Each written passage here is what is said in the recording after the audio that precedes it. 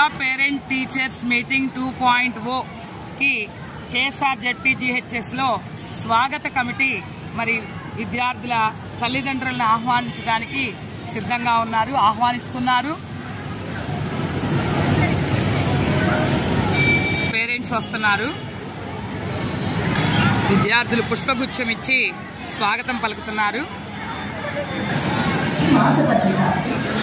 పాఠశాల ముఖ్య అతిథి పరంధామయ్య గారిని పాఠశాల ప్రధానోపాధ్యాయుని శ్రీమతి పద్మలత గారు, మురళీకృష్ణారెడ్డి గారు, బ్రహ్మయ్య మాస్టర్ గారు, రమణ గారు ఆహ్వానిస్తున్నారు.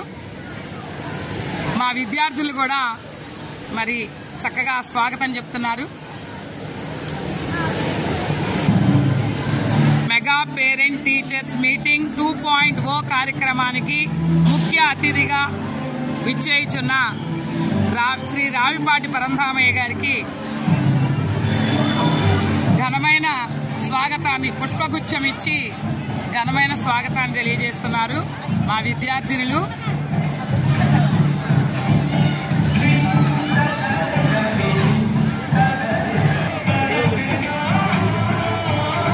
ఈ కార్యక్రమంలో భాగంగా ఫోటో బూత్ కార్యక్రమంలో మరి ముఖ్య అతిథి గారిని ఫోటో దిగాల్సిందిగా మరి మా విద్యార్థులు మరి చక్కటి ఏర్పాట్లు చేశారు. Mega PTM 2.0 KSR ZPGHS PTM mega PTM 2.0 విద్యార్థుల చేత చేయబడిన ఫోటోషూట్ కార్యక్రమంలో పాల్గొన్నారు. ఇంటర్ విద్యార్థులు తయారు చేసిన మెగా పీటీఎం 2.0 ఫోటోషూట్ కార్యక్రమంలో మరి పాఠశాల ప్రధానోపాధ్యాయుని కూడా చాలా ఆత్మీయంగా ఇంటర్ వాళ్ళు తల్లిగా భావించి లెక్చరర్స్ని కూడా ఫోటోషూట్ దిగమని ఆహ్వానించడం జరిగింది. 10th D సెక్షన్ విద్యార్థులు మరి పేరెంట్స్ కోసం వెయిట్ చేస్తున్నారు. ఫోటోషూట్ రెడీ చేసుకున్నారు. ఇక్కడ కూడా ఫోటోషూట్ రెడీ చేసి మరి తల్లిదండ్రుల కోసం సిద్ధం చేస్తున్నారు. +1 +2 విద్యార్థులు మరి ఆ ఇంగ్లీష్ లెక్చరర్ పీజీటీ గారైన బ్రహ్మయ్య మాస్టర్ గారిని తండ్రిగా భావించి మరి వాళ్ళు చక్కగా మరి ఫోటోషూట్ దిగుతున్నారు. మెగా పీటీఎం 2.0 సందర్భంగా చక్కటి ఏర్పాటు చేశారు. 9th D సెక్షన్ విద్యార్థులు కూడా తల్లిదండ్రుల కోసం ఈ ఫోటోషూట్ తల్లిదండ్రులతో పాటు దిగటం కోసం సన్నద్ధం చేసుకున్నారు. 9th C విద్యార్థులు మరి మెగా పీటీఎం సందర్భంగా మరి చక్కగా ఫోటోషూట్ బూత్ని ఏర్పాటు చేశారు. తల్లిదండ్రుల కోసం ఎదురు చూస్తున్నారు. 9th B సెక్షన్ విద్యార్థిని తన తల్లితో పాటు ఫోటో బూత్లో ఫోటో దిగుతున్నారు.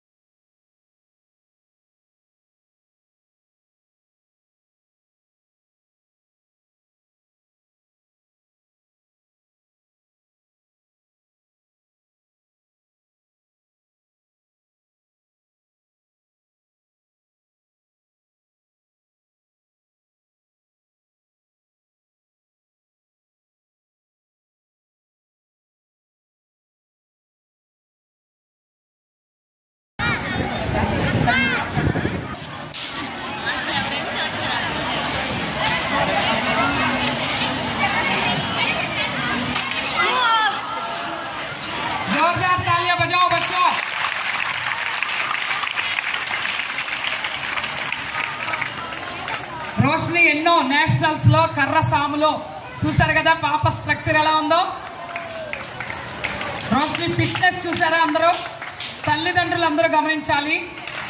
ప్రస్తుతం చదివే కాదు, పిల్లలకి మరి శారీరక ఆరోగ్యానికి మేలు చేసే వ్యాయామం, మరి కర్రసాము ఇలాంటి మార్షల్ ఆర్ట్స్ లాంటివి కూడా ప్రతి ఆడపిల్లకి నేర్పించాల్సిన అవసరం ఎంతైనా ఉంది అని మనం రోషిని నుంచి తెలుసుకోవచ్చు.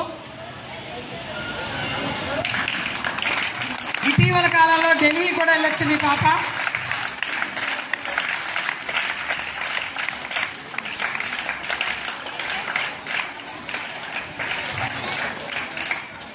Very good. వేదికలను అలంకరించిన పెద్దలకి, మా హెచ్ఎం గారికి, ఇంకా ఉపాధ్యాయులందరికీ నా నమస్కారములు. నా పేరు పవిత్ర, నేను 9th క్లాస్ చదువుతున్నాను. నేను మా స్కూల్ గురించి ఇంకా మా టీచర్స్ గురించి కొంత మీకు చెప్పాలనుకుంటున్నాను. నేను ఈ స్కూల్లో జాయిన్ అవ్వకముందు నాకు గవర్నమెంట్ స్కూల్స్ మీద ఒక ఒపీనియన్ ఉండేది. ఏంటంటే గవర్నమెంట్ స్కూల్స్ అంతగా బాగోవు, ఇక్కడ అన్ని మంచి ఫెసిలిటీస్ ఉండవు, టీచర్స్ బాగా చెప్పరు, పెద్ద పెద్ద పనిష్మెంట్స్ ఇస్తానని అనుకునేదాన్ని. ఎందుకంటే నాకు గవర్నమెంట్ స్కూల్స్ గురించి సరిగ్గా తెలియదు. నేను ప్రైవేట్ స్కూల్లో చదువుకున్నాను. 6th క్లాస్లో నేను ఈ స్కూల్లో జాయిన్ అయ్యాను. అప్పుడు జాయిన్ అయిన కొన్ని రోజులు నా ఒపీనియన్ మారిపోయింది. ఎందుకంటే ఇక్కడ చాలా ఫెసిలిటీస్ ఉన్నాయి. మాకు మా టీచర్స్ కూడా మాకు చాలా బాగా ఎక్స్ప్లెయిన్ చేస్తారు. వాళ్ళు మా కోసం చాలా కష్టపడి, అంటే డే మార్నింగ్ నుంచి ఈవినింగ్ వరకు నుంచి మాకు లెసన్స్ చెప్పేవారు. మేము కూర్చుని లెసన్ విన్నా వాళ్ళకి ఎన్ని కాళ్ళు నొప్పులు వచ్చినా ఇంకా శివం భావితనునికి చుకలము పట్టిన మహాశివో, ఆ దేవుని రూపం మర్చుకుని ఇలా పుట్టిన మనిషివో, కన్న పెరుగు మురికి వ్రాత రాసినోడు బ్రహ్మ అయితే బ్రతుకు రత రాసిన నీవు మరో బ్రహ్మవా. గురు బ్రహ్మ గురు విష్ణు గురుదేవో మహేశ్వర గురు సాక్షాత్ పరబ్రహ్మ తస్మై శ్రీ గురవే నమః. గమ్యము దారి తెలియని నవలంటి మా స్థితిని నడి సంద్రము నుంచి బోధన చేసి ఒడ్డుకు చేశావు. నీ కడుపున పుట్టిన బిడ్డవులే ప్రతి విద్యార్థిని చూసుకున్నావు.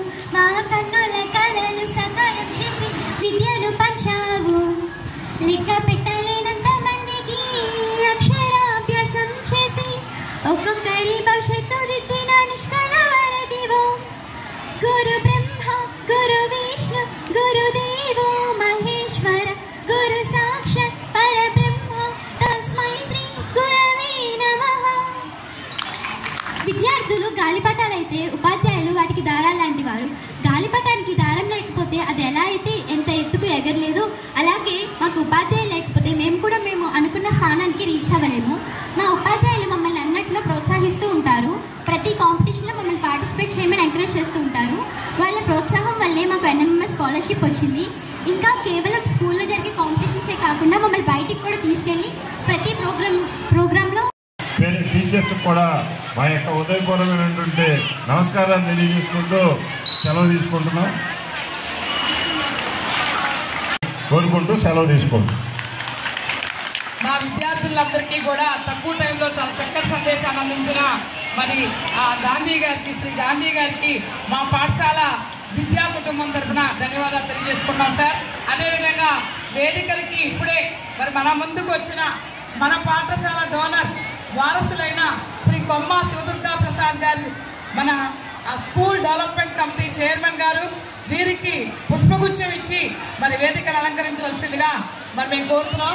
మా దీవెన పుష్పగుచ్చాను మరి మా పాఠశాల తరఫున పుష్పగుచ్చం అందజేస్తాం. దీవెన మా జోర్దార్ తాలియా బజావో. నిజంగా మరి ఈ వీరు లేనట్టయితే మనము లేము. ఇంత మంచి స్థలాన్ని, భవనాలని మనకి అందించి ఈనాడు ఎంతోమంది విద్యావేత్తలుగా మారి ఇంతమంది ఇక్కడ విద్యను అభ్యసిస్తున్నారంటే ఆ పుణ్యమంతా కూడా శ్రీ కొమ్మ శివదుర్గా ప్రసాద్ గారి కుటుంబాన్ని అని గంటాపండంగా చెప్పచ్చు. నెక్స్ట్ కార్యక్రమంలో భాగంగా ఇదమ్మా మినిట్ టు మినిట్ కార్యక్రమం. ఇందులో కార్యక్రమంలో భాగంగా డ్రగ్స్కి నో చెప్పండి పాంప్లెట్ చదవడం దేవీ ప్రియ భావన కోసం ప్రత్యేకంగా విచ్చేసిన మరి చెన్నుపాటి గాంధీ గారికి, అలాగే కార్పొరేట్ మేడం గారైన క్రాంతి గారికి కూడా మా పాఠశాల విద్యా కుటుంబం తరఫున ప్రత్యేక ధన్యవాదాలు తెలియజేసుకున్నాం సార్. మేడం గారు.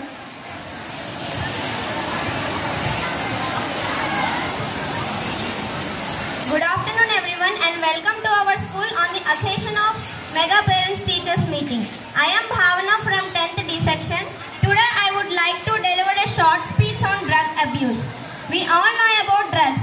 It is an illegal matter which some smoke, eat or inject for various activities. The people who deal in the consumption of drugs may create a network and mainly target students in order to make them addict. Initially, the drugs are sold for students for free, and eventually when they get addicted, they start buying and consuming it. In fact, the students also become a part of their network and dealing in it. Lack of emotional support and family disorders makes them vulnerable and increase their levels on drugs. Students using it in order to calm down their stress, but that is not correct way. Sadly, the students are failed to realize that the consumption of drugs may create a mental and physical problems, health problems, such as they start experiencing mental disorders and their intelligence levels will decrease and untimely death. It is very difficult for the recovery from the temptation of drugs. So don't use drugs. The drugs that doctors should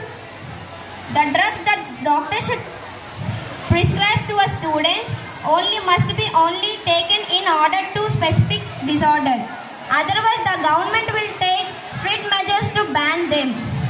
Therefore, I request all the students, don't touch drugs before it destroys our health. And I sincerely hope that our students will never ever try to consume drugs. It is very hard to recover from that temptations. And remember, we are the future of our nation. So be careful, think smart and act wisely. Drugs end all the dreams. So the drugs are not cool. They make us fool. I wish my speech awaits all the students here. Thank you for giving me this opportunity. చాలా చక్కగా డ్రగ్స్కి దూరంగా ఉండాలి అనేది చాలా చక్కగా posters బాగా చెప్పింది. నెక్స్ట్ నాగశరణ్య అవగాహన మీద మరి ప్రసంగిస్తుంది. తల్లిదండ్రుల సమావేశానికి హాజరైన పెద్దలందరికీ నా నమస్కారాలు. నేను ఈరోజు అత్యంత ప్రాధాన్యత కలిగిన అంశమైన సైబర్ క్రైమ్ గురించి మాట్లాడబోతున్నాను. ఇది ప్రతి ఒక్కరు తెలుసుకోవాల్సిన అంశం, ముఖ్యంగా మనలాంటి యువతకు. సైబర్ క్రైమ్ అంటే ఏంటి? మనం ముందుగా సైబర్ క్రైమ్ గురించి తెలుసుకుందాం. కంప్యూటర్, ఇంటర్నెట్, మొబైల్ లేదా ఇతర డిజిటల్ టెక్నాలజీని ఉపయోగించి జరిగే చట్టవిరుద్ధ కార్యకలాపాలను సైబర్ నేరాలు అంటారు. ఇది భౌతికంగా కనిపించకపోయినా వాటి ప్రభావం చాలా తీవ్రంగా ఉంటుంది. సైబర్ నేరాలు అనేక రకాలుగా ఉంటాయి. హ్యాకింగ్, ఫిషింగ్, ఆన్లైన్ మోసాలు, సైబర్ బుల్లింగ్, చైల్డ్ పోర్నోగ్రఫీ మరియు డార్క్ వెబ్. ఈ చైల్డ్ పోర్నోగ్రఫీ మరియు డార్క్ వెబ్ చాలా ప్రమాదకరమైన నేరాలుగా పరిగణించబడతాయి. ఇవన్నీ మానవ జీవితాలపై గాఢమైన ప్రభావం చూపిస్తాయి. కొన్నిసార్లు డబ్బులు పోతాయి, మరికొన్నిసార్లు వ్యక్తిగత గౌరవం దెబ్బతింటుంది. మన భారతదేశంలోనే వేలాది మంది యువత సైబర్ బుల్లింగ్ బాధితులుగా మారుతున్నారు. సైబర్ వలన వచ్చే సమస్యలు: ఆర్థిక నష్టం, మానసిక ఒత్తిడి, వ్యక్తిగత గోప్యత నష్టం, నమ్మకాన్ని కోల్పోవడం. ఈ సమస్యకు పరిష్కారం ఏమిటి? సైబర్ నేరాలను అరికట్టడం మన చేతుల్లోనే ఉంది. కాబట్టి మనం కొన్ని ముఖ్యమైన జాగ్రత్తలు పాటిస్తే వాటి నుంచి తప్పించుకోవచ్చు. జాగ్రత్తలు: బలమైన పాస్వర్డ్స్ వాడాలి, ఇంకా వాటిని తరచూ మారుస్తూ ఉండాలి. పబ్లిక్ వైఫై పట్ల జాగ్రత్త వహించాలి. సోషల్ మీడియాలో వ్యక్తిగత సమాచారం పోస్ట్ చేయడం తగ్గించాలి. మనకి ఎటువంటి అనుమానం ఉంటే వెంటనే సైబర్ క్రైమ్ పోర్టల్ ద్వారా ఫిర్యాదు చేయాలి. మన భారతదేశంలో సైబర్ నేరాలపై ఇన్ఫర్మేషన్ టెక్నాలజీ యాక్ట్ 2000 అనే చట్టం అమలులో ఉంది. దీని పట్ల ప్రజలు అందరూ అవగాహన కలిగి ఉండాలి. సైబర్ నేరగాళ్లను ఈ చట్టం కఠినంగా శిక్షించాలి. చివరిగా చెప్పాలంటే టెక్నాలజీ మన జీవితంలో భాగమైనది. అది మనను నాశనం చేయకుండా చూడాలి. సైబర్ ప్రపంచం మనకు అనేక అవకాశాలను ఇస్తుంది, కానీ మనం వాటి పట్ల అప్రమత్తంగా ఉండాలి. లేకపోతే అది మనను ప్రమాదంలో పడేస్తుంది. కాబట్టి మనం టెక్నాలజీని జాగ్రత్తగా వాడదాము. ఒక మంచి డిజిటల్ పౌరునిగా మారుదాము. నాకు ఈ అవకాశం ఇచ్చిన పెద్దలందరికీ ధన్యవాదాలు చెప్తూ ముగిస్తున్నాను. నాటిక సందేశాత్మక నాటిక మరి మన పాఠశాలలో కృష్ణవేణి మేడం గారు డ్యాన్స్లు, సాంస్కృతిక కార్యక్రమాలు, అలాగే రాజకుమారి మేడం గారు, ఇంకా మిగతా ఉపాధ్యాయులు కూడా మరి అన్నీ కూడా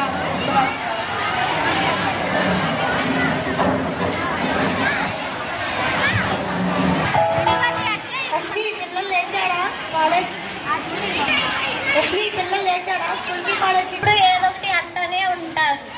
సరే వెళ్ళి కాలేజీకి రెడీ అవ్వు, టైం అవుతుంది. రండి మాస్టర్.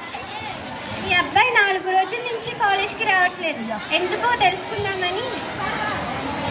మీరేదో పొరపాటు పడుతున్నాడు మాస్టారు, రోజు కాలేజ్కి వస్తున్నాడుగా. లేదండి, నేను పొరపడటం లేదు, నిజమే చెప్తున్నాను.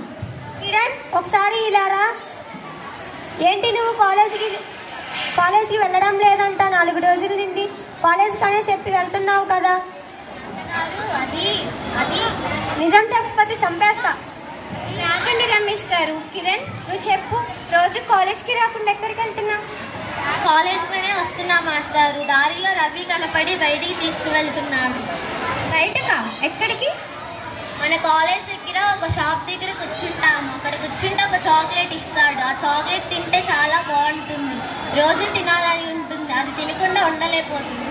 తప్పు బాబు, అలాంటివి తీసుకోకూడదు. నీకు కావాలని అలవాటు చేస్తున్నావు. నీ జీవితం నాశనం అయిపోతుంది. మీ అమ్మా నాన్నని చూడు, నిన్ను చదివించడానికి ఎంత కష్టపడుతున్నారో. నువ్వు ముందు ఆ చెడు అలవాట్ల నుంచి దూరంగా ఉండు. చెడు అలవాట్లు నీ ఆరోగ్యాన్ని, మానసిక స్థితిని నాశనం చేస్తాయి. రమేష్ గారు, ఈ వయసులో పిల్లల్ని చాలా జాగ్రత్తగా గమనించాలండి.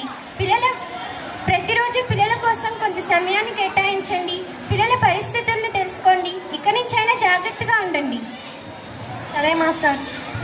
నన్ను క్షమించండి నాన్నగారు, క్షమించండి మాస్టర్. ఇట్లాంటి తప్పు ఇంకెప్పుడు చెయ్యను. నా తప్పు నాకు తెలిసొచ్చింది. రమ్య, వచ్చావా? ఏమేమి తింటావా?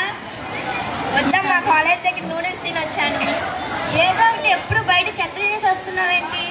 అమ్మ, నా రూమ్కి వెళ్తాను, నన్ను డిస్టర్బ్ చేయబాకు. అసలు ఏంటి, రాగానే రూమ్లోకి దూరిపోతావు, గంటలు ఫోన్లోనే మాట్లాడుతావు. ఇంకెప్పుడు చదువుకుంటావు? చదువుకుంటానమ్మా, ఎప్పుడు చదువు అని నస పెడతా ఉంటావు. రండి వదిన. రామ్మ, గీత, బాగున్నావా? నేను బాగానే ఉన్నాను అత్త. రమ్య ఏది? రమ్య ఎప్పుడో ఫోన్ తీసుకుని పైకి వెళ్ళినట్టుంది. చూడమ్మా ఒకసారి. రమ్య, ఇప్పుడు నువ్వేం చేస్తున్నావు? ఎగ్జామ్స్ అయిపోయాయి అత్త. క్యాంపస్ ఇంటర్వ్యూలో కూడా సెలెక్ట్ అయ్యాను. నెక్స్ట్ మంత్ జాయిన్ అవ్వాలి. మా తల్లివి నువ్వు, మా చదువుల తల్లివి. కొంచెం రమ్యను కూడా పట్టించుకో అమ్మా. వదిన, నువ్వు ఏమనుకోకుండా ఉంటే నీకొకటి చెప్పనా? రమ్య ఫోన్లో ఎప్పుడు చాటింగ్ చేస్తుందంట, నాకు గీత చెప్పింది. అనుకున్నంత అయ్యింది. వదిన, దానికి మెల్లగా చెప్పు, వాళ్ళు ఈ విషయాల్లో బాగా ఎదురు తిరుగుతారు. నేనేం చెప్పనమ్మా, నా మాట ఎక్కడ ఉంటుంది? అమ్మ గీత, నువ్వే ముందుకెళ్ళి ఒకసారి దాన్ని చూడమ్మా. అలాగే అత్త. రమ్య, ఏం చేస్తున్నావు? జస్ట్ ఫ్రెండ్తో చాటింగ్ చేస్తున్నా. రమ్య, నాకంతా తెలుసు. ఇక నువ్వు నా దగ్గర దాచుకు. చూడు రమ్య, నీది టీనేజ్, తెలిసి తెలియని వయసు. ఈ వయసులో నువ్వు ఎక్కువ చెడుకి అట్రాక్ట్ అవుతావు. నీలాగే చాలా మంది ఇలాగే ఉంటున్నారు. చాటింగ్ చేస్తే తప్పేంటి? ముందు చాటింగ్తోనే మొదలవుతుంది. తర్వాత నువ్వు పూర్తిగా మోసపోయి తల్లిదండ్రులను మోసం చేసి జీవితాంతం బాధపడాల్సి వస్తుంది. అత్త, నన్ను క్షమించు. అత్త, నన్ను క్షమించు. అమ్మ రమ్య, బయట లోకం బాగాలేదమ్మా. చెడునే నమ్ముతున్నారు, నిన్ను బుట్టలో పడేస్తున్నారు. మీ తల్లిదండ్రులు మిమ్మల్ని ప్రేమించినంతగా ఈ లోకంలో ఎవరుంటారు? మీకు మంచి చెప్పేది వాళ్ళే కదా. నీది నిర్ణయాలు తీసుకునే వయసు కాదమ్మా. బయట చూడడం లేదా ఎన్ని అనర్థాలు జరుగుతున్నాయో ఇక నుంచైనా తెలుసుకొని జాగ్రత్తగా ఉండు. అత్త, నన్ను క్షమించు. నా తప్పు నాకు తెలిసొచ్చింది. ఇంకోసారి తప్పు ఎప్పుడు చేయను. అది ఇప్పుడు చక్కగా చెప్పావు. నీకు స్టడీస్లో ఏమైనా డౌట్ ఉంటే చెప్తాను. పిల్లలు, ఒకటి గుర్తు పెట్టుకోండి, మీ తల్లిదండ్రులు మిమ్మల్ని ప్రేమించినంతగా ఇక్కడ ఎవరు ఉండరు. వాళ్ళు మంచి చెప్పేది మీకోసమే. వాళ్ళు కష్టపడి మీ భవిష్యత్తు కోసం చాలా ఇబ్బందులు పడుతున్నారు. మీ తల్లిదండ్రులు నిజంగా మీకు ప్రత్యక్ష దైవాలు. వాళ్ళెప్పుడు బాధ పెట్టకండి.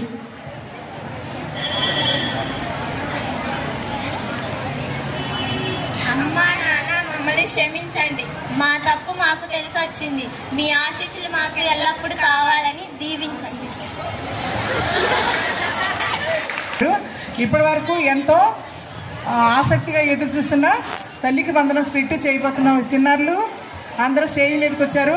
ఇప్పుడు చేసిన కార్యక్రమాన్ని మీరందరూ వీక్షించారు కదా, ఒకసారి గట్టిగా మీరందరూ చప్పట్లతో అభినందించండి అమ్మా. ఇప్పటి వరకు చాలా చక్కటి రచన చేసిన కృష్ణవేణి మేడం గారికి, ఆ కర్తావధనులతో కృష్ణవేణి మేడం గారికి ముందు ధన్యవాదాలు తెలియజేయండి. ఎందుకంటే స్వయంగా మేడం గారే రచించారు, దాన్ని ఇప్పుడు ప్రదర్శించారు పిల్లలు. అయితే తల్లిదండ్రులు గమనించాల్సిన ఒక ముఖ్య విషయం, మన పాఠశాలలో +1 +2 జరుగుతుందండి, అంటే ఇంటర్మీడియట్. దీనికి 7 పీజీటీలు అహర్నిశలు శ్రమిస్తున్నారు. ఇందులో భాగంగా దుర్గా అనే పాపకి ప్రైవేట్ కాలేజీల్లో వేలకు లక్షలు ఫీజులు కట్టినా సాధించని మార్కులు ఈ పాప 1000కి 946 మార్కులతో ఫస్ట్ వచ్చిందండి ఈ పాప. మరి ఈ పాప ఎంత కష్టపడిందంటే అవుట్ సైడ్ ప్రైజ్ కూడా సిటీ మొత్తంలో సెకండ్ ప్లేస్ వచ్చింది ఎస్ఏ రైటింగ్ కాంపిటీషన్ పెట్టినప్పుడు. అలాగే మన 3 అంటే బోటనీ, జువాలజీ, తర్వాత ఇంకా ఫిజిక్స్లో 60కి 60 మార్కులు. మరి చూడండి పీజీటీలు ఎంత కష్టపడితే ఆ పాప అంత ఎదిగింది. మన కాలేజీని ఎవరు కూడా తక్కువ చూడొద్దు. మా తల్లిదండ్రులు ముఖ్య గమనిక, ఇంటర్లో ఎక్కడో మా పిల్లలు ఉన్నారని చాలామంది వెళ్ళిపోయారు ఇవాళ. అలా వద్దు. మన